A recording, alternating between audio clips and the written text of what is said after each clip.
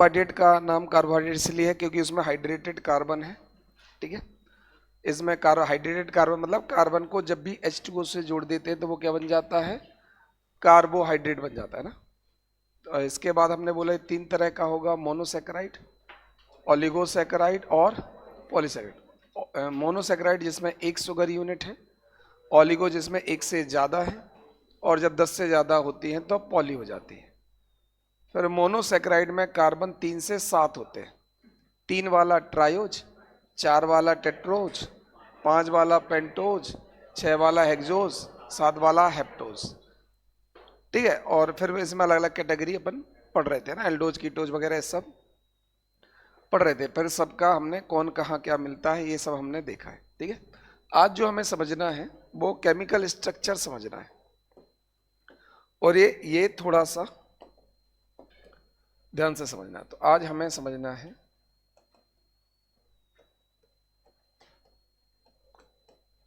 Chemical structure of monosaccharide.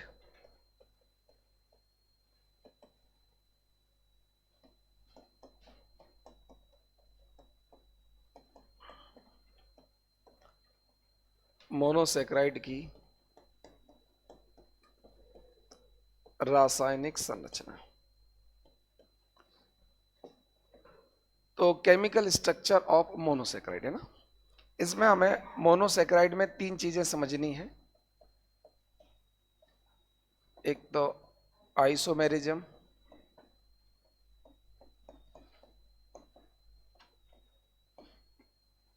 फिर समझना है एपीमेरिज्म,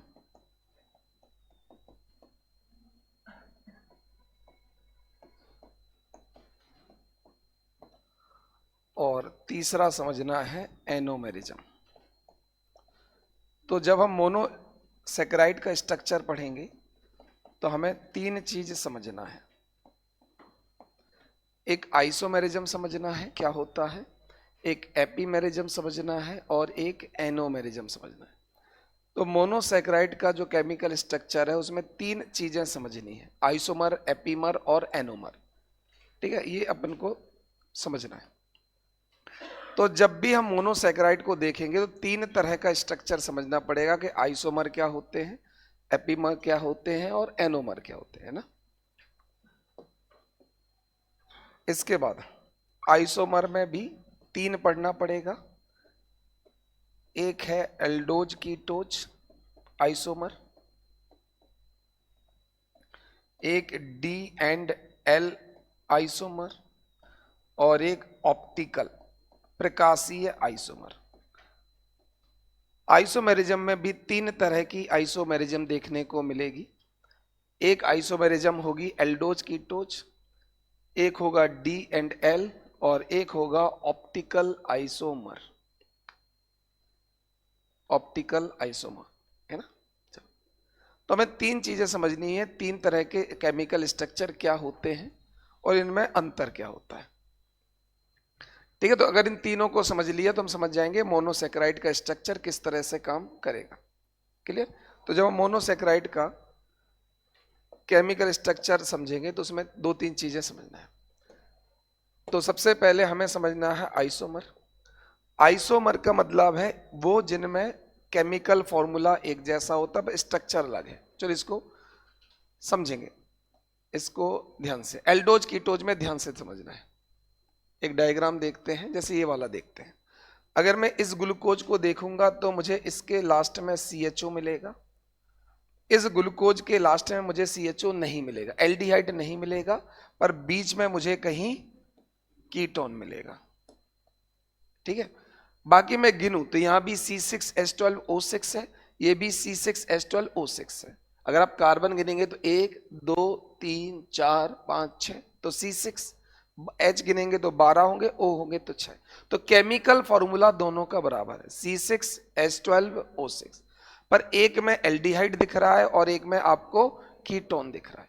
तो कोई भी ऐसा सुगर मोनोसेक्राइड जिसमें किसी में फंक्शनल ग्रुप एल्डिहाइड है और किसी में कीटोन है वो आइसोमर। पर किस तरह के आइसोमर है, वो एल्डोज कीटोज वाले आइसोमर है। आइसोमर का मतलब क्या होता है, केमिकल फॉर्मूला वही रहे, उतने ही कार्बन, उतने ही हाइड्रोजन और उतने ही ऑक्सीजन, ना तो कार्बन बदले ना हाइड्रोजन ऑक्सीजन, पर स्ट्रक्चर देखने में अलग दिखे। एल्डोज का स्ट्रक्चर अलग दिखेगा, कीटोज का स्ट्रक्चर, देखो यहाँ लास्ट में CHO है, एल्डिहाइड है एल्डोज, इसमें CHO नहीं है, कीटोन दिख रहा है तो वो क्या हो जाएगा कीटोज।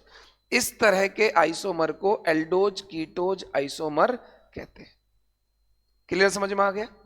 देखो जैसे ग्लूकोज और फ्रक्टोज आपस में एल्डोज कीटोज आइसोमर है, क्योंकि जैसी एल्डोहाइड हो, अपन ने कल पूरी लिस्ट ही पढ़ी है एल्डोज और कीटोज की, याद आ रहा? 3 4 5 6, जैसे एरिथ्रोज और एरिथोलोज, राइबोज और राइबुलोज, ग्लूकोज और, याद आ रहा है ना, हेप्टाग्लूकोज और सेडोहेप्टोज। तो जो हमने लिस्ट पढ़ी है वो एक्चुअली एल्डोज और कीटोज आइसोमर की लिस्ट है। तो कल जो हमने नाम पढ़े वो आपस में आइसोमर है, क्योंकि फॉर्मूला वही रहेगा पर दिखने में वो अलग दिखेंगे, एक में एल्डिहाइड दिखेगा और एक में कीटोन। तो मोनोसैकेराइड का केमिकल स्ट्रक्चर में 3 चीजें देखते हैं, आइसोमर देखना है, एपीमर देखना है और एनोमर देखना है, क्या होते हैं कैसे होते हैं। आइसोमर में भी 3 तरह के आइसोमर देखना है। पहला है एल्डोज कीटोज, ये समझ में आ गया। एल्डोज कीटोज आइसोमर क्या होते हैं, फॉर्मूला वही रहेगा, बस एक में एल्डिहाइड हो जाएगा, दूसरे में कीटोन हो जाएंगे। क्लियर? चलो, एल्डोज और कीटोज ये तो अपन ने समझ लिया। अब यहां ध्यान से समझना, जब ग्लूकोज को सीधे लिखते हो तो वो फिशर कहलाता है, जब ग्लूकोज को साइक्लिक लिखते हो तो वो हैवर्थ कहलाता है। अभी इसलिए मैं बोल रहा हूं कि मैं बार बार 2 नाम लूंगा, फिशर हैवर्थ, फिशर हैवर्थ। तो जब भी आप ग्लूकोज को ऐसे सीधे लिखते हो तो उसे कहते हैं फिशर अभिविन्यास, फिशर प्रोजेक्शन या फिशर का बताया हुआ तरीका। और जब मैं उसको चक्रीय लिखने लगता हूं तो उसे हैवर्थ प्रोजेक्शन या हैवर्थ अभिविन्यास। तो शुगर को लिखने के 2 तरीके हो सकते हैं। अभी मैं आइसोमर नहीं समझा रहा हूं, मैं फिशर और हैवर्थ का मतलब समझा रहा हूं। आइसोमर पहला टाइप हो गया आइसोमर का एल्डोज और कीटोज, उसमें तो कोई दिक्कत है नहीं। आ रहा कि दिक्कत हो रही? 100% समझ में आ रहा सबको? ठीक है, आइसोमर में पहला आइसोमर हो गया एल्डोज और कीटोज। अब अपन को दूसरे आइसोमर समझना है, उससे पहले मैं समझा रहा हूं फिशर और हैवर्थ। जब आप शुगर को सीधे लिखते हो तो उसे फिशर तरीका बोलते हैं, Fischer method, Fischer configuration, Fischer projection, Fischer अभिविन्यास। जब आप शुगर को आप साइक्लिक लिखना शुरू कर देते हो तो वह हैवर्थ प्रोजेक्शन या हैवर्थ अभिविन्यास कहलाता है। ठीक है, तो हो सकता है अलग से पूछ ले कि भाई फिशर क्या होता है और हैवर्थ क्या होता है। तो सीधे लाइन में लिखा गया शुगर फिशर प्रोजेक्शन कहलाता है और साइक्लिक में लिखा गया हैवर्थ प्रोजेक्शन कहलाता है। तो अब यहां ध्यान से देखना डी और एल को, ठीक है, इस डी और एल में देखना ध्यान से बिल्कुल। अब इसमें एक वर्ड आता है किरेल, काइरेल, चिरेल, अलग अलग नाम है, कोई इसे किरेल बोलता है, कोई इसे काइरेल बोलता है, स्पेलिंग ये है। इसका मतलब क्या है? इसका मतलब है किरेल या चाइरेल का या चिरेल का मतलब होता है एक ऐसा कार्बन जिसके चारों में जुड़े हुए जो ग्रुप होते हैं वो बिल्कुल अलग होते हैं। ऐसा कोई भी कार्बन, कार्बन में कितने बॉन्ड होते हैं? 4। तो अगर किसी कार्बन से चारों चीजें अलग अलग जुड़ी हो तो उसको किरेल या काइरेल कार्बन कहते हैं। चलो इस वाले को देखते हैं। इस वाले में एक ऑक्सीजन जुड़ा है, एक हाइड्रोजन जुड़ा है, 2 1 3, और इसमें तो 4 चीजें जुड़ी ही नहीं है। इसमें एक ऑक्सीजन, एक H, एक पूरी चेन है। तो इसमें ये तो किरेल हो नहीं सकता, क्योंकि जिसमें 4 चीजें ही नहीं जुड़ी। किरेल बनने की पहली शर्त क्या है? कितनी चीजें होनी चाहिए? 4। इसमें 3 जुड़ी, एक हाइड्रोजन, एक ऑक्सीजन और बाकी पूरी चेन। तो ये किरेल हो नहीं सकता। इसको देखते हैं, इस कार्बन से कितने हाइड्रोजन जुड़े हैं? ये दिख रहा है, OH अलग है और 2 हाइड्रोजन है। तो इस हाइड्रोजन को मैं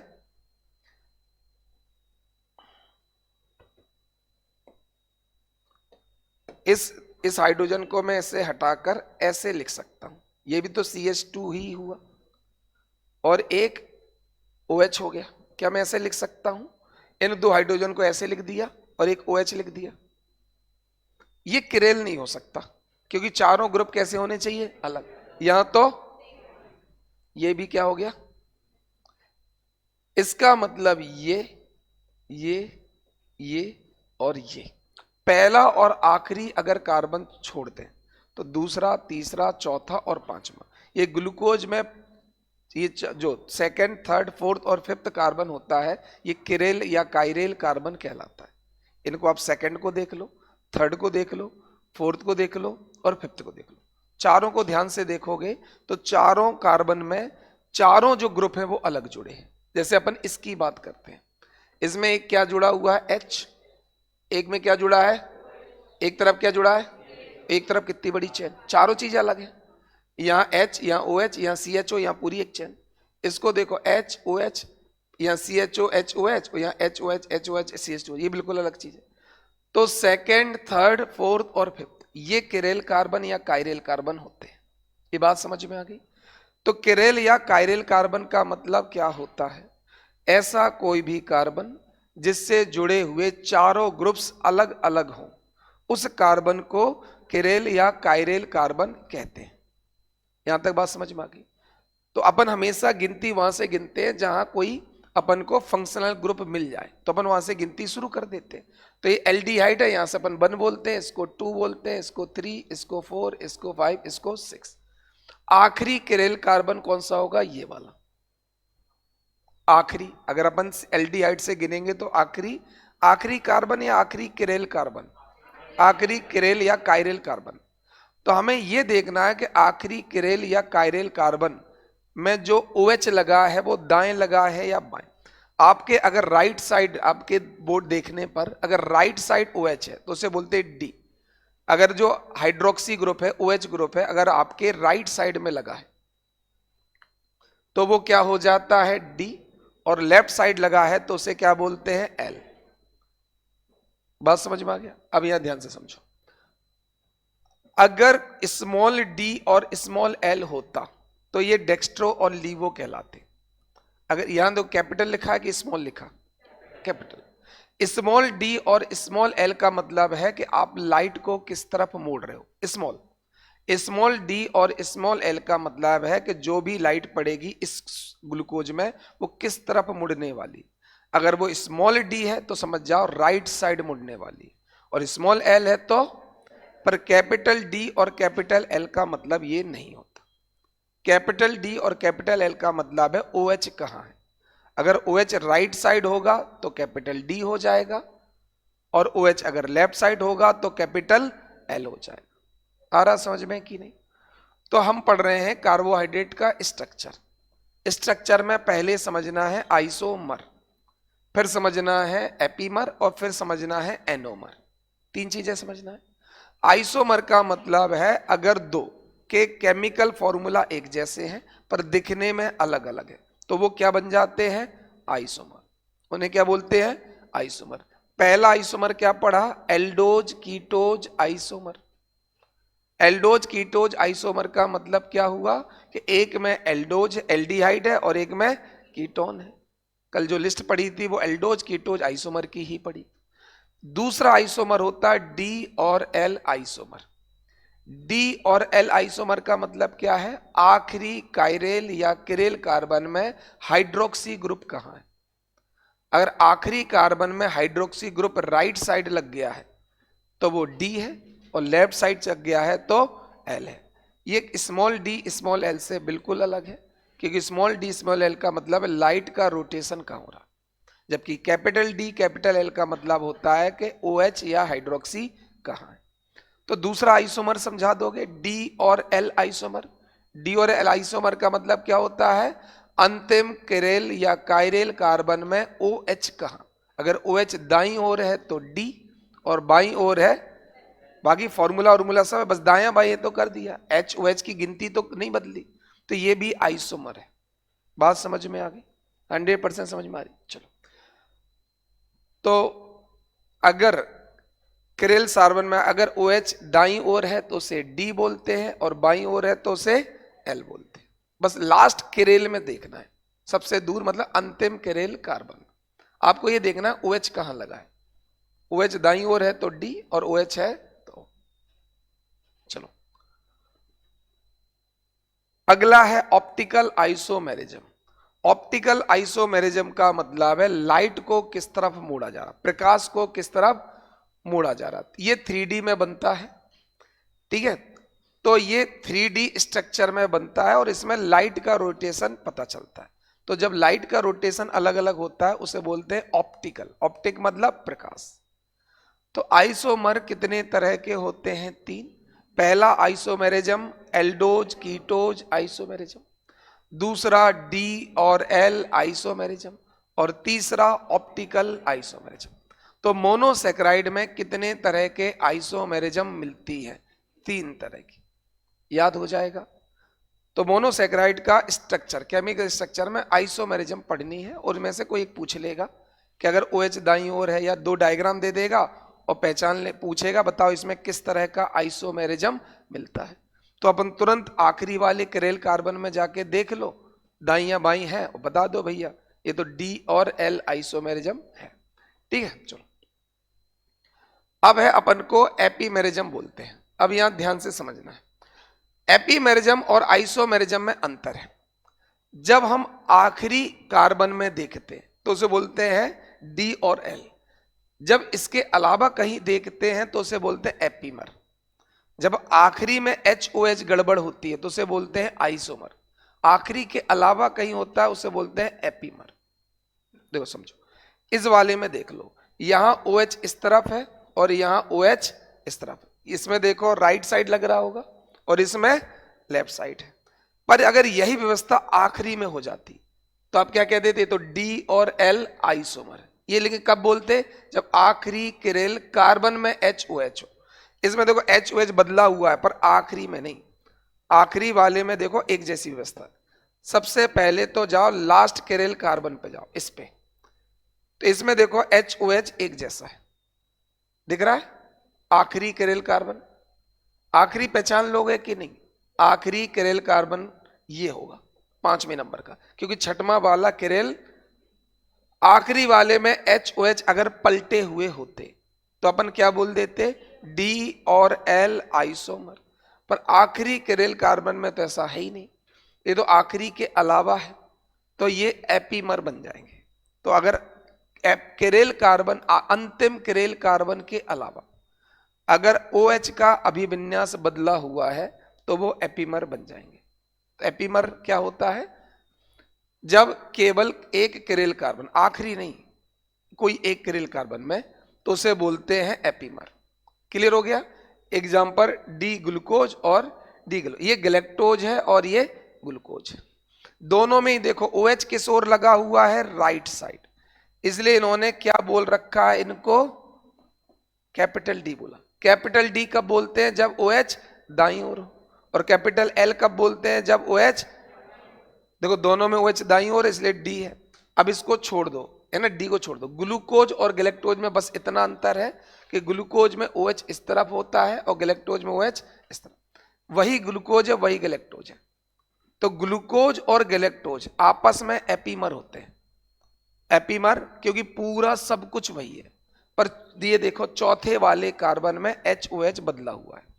तो ग्लूकोज और गैलेक्टोज आपस में एपीमर होंगे। ग्लूकोज और फ्रक्टोज आपस में आइसोमर होंगे। ग्लूकोज और फ्रक्टोज अपने आप में क्या है? आइसोमर। किस तरह के आइसोमर? एल्डोज कीटोज आइसोमर, क्योंकि ग्लूकोज में एल्डिहाइड होता है और फ्रक्टोज में कीटोन होता है। तो ग्लूकोज और फ्रक्टोज आपस में आइसोमर होते हैं, ग्लूकोज और गैलेक्टोज आपस में एपीमर होते हैं। आ रहा समझ में कि नहीं? क्लियर? तो जब हम केमिकल स्ट्रक्चर पढ़ेंगे तो पहले देखना पड़ेगा आइसोमेरिज्म किस तरह की पाई जाती है, फिर समझेंगे एपीमर क्या होते हैं। तो अंतिम किरेल कार्बन को छोड़कर किसी और किरेल कार्बन में अगर HOH का अभिविन्यास बदला हुआ है तो वो एपीमर कहलाते हैं। ग्लूकोज और गैलेक्टोज आपस में एपीमर होते हैं, जबकि ग्लूकोज और फ्रक्टोज आपस में आइसोमर होते हैं। आइसोमर मतलब आखिरी किरेल कार्बन, वहां देख लो, है ना, D और L में। चलो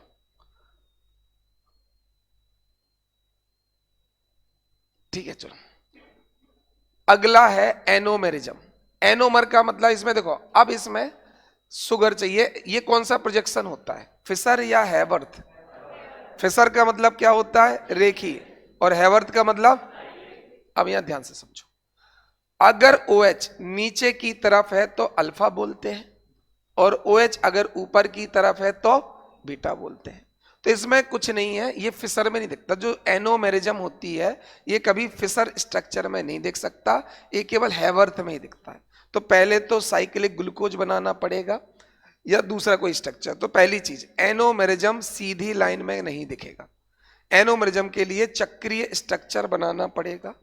फिर देखना पड़ेगा OH ऊपर है कि OH नीचे है। अगर OH प्लेन के नीचे है तो उसे अल्फा बोलते हैं, और OH अगर प्लेन के ऊपर है तो उसे बीटा बोलते हैं। अल्फा और बीटा आपस में एनोमर कहलाते हैं। अल्फा और बीटा आपस में क्या हो जाएंगे? देखो केमिकल फॉर्मूला थोड़ी बदलेगा, H का तो H ही है, कुछ एक्स्ट्रा तो है नहीं, बस ऊपर है कि नीचे, OH ऊपर है कि नीचे। अगर OH प्लेन के नीचे तो अल्फा एनोमर, और OH प्लेन के ऊपर तो उसे बीटा एनोमर कहते हैं। क्लियर हो गया? चलो हाँ, उसको करेक्ट कर लेना ना, ये समझ में आ गया। तो मोनोसैकेराइड का जब भी हम स्ट्रक्चर देखेंगे तो आपको तीन चीजें बतानी पड़ेगी, आइसोमर, एपीमर, एनोमर। तीन चीजें होंगी, आइसोमर, एपीमर और एनोमर। ठीक है, पूरा डायग्राम नहीं, एनोमर में बस इतना बना लो। ठीक, ऐसा अगर OH नीचे है तो वो क्या हो जाएगा? अल्फा एनोमर, और अगर OH ऊपर चला गया तो वो क्या हो जाएगा? Beta anomer. बस इतना एक डायग्राम बना लो, OH बस दिखाना जरूरी है। OH बस दिखा दो नीचे है कि ऊपर है। अगर ये नीचे की तरफ है तो अल्फा, और ऊपर की तरफ है तो बीटा। तो मोनोसैकेराइड का जो स्ट्रक्चर होता है